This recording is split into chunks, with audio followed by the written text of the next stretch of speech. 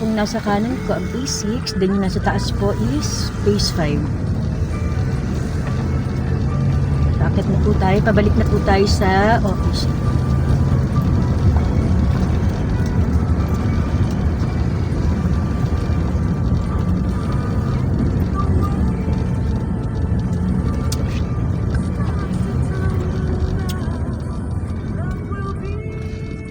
Yan po ang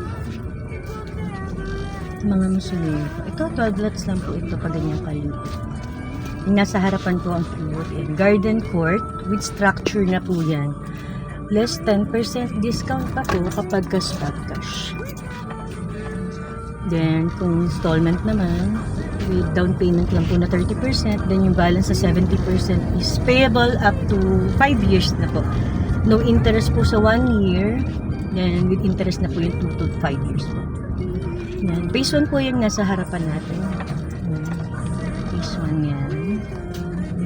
Pabalik na po tayo, ha? Naputol kasi kanina yung video, eh. Yan po yung pinakalandmark ng Gethsemane, yung statue ni Jesus Christ.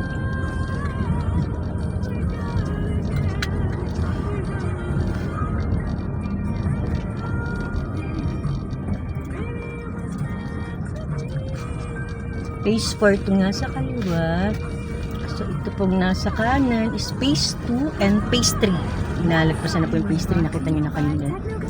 So, yun po yung office, yung tinatagpas. Then, yung entrance gate na and highway, Marcos Highway. So, your cooking partner. That's the Techno's technique. That song was brought to you by KFC. There's good, but KFC is finger licking good. And now, here is something na okay, thank you. Ayun po yung office. Ayan. Ayun lang po yung yung gate and Marcos Highway na yan. Yun po yung phase 7, yung unang-una na yan. Bungad na bungad.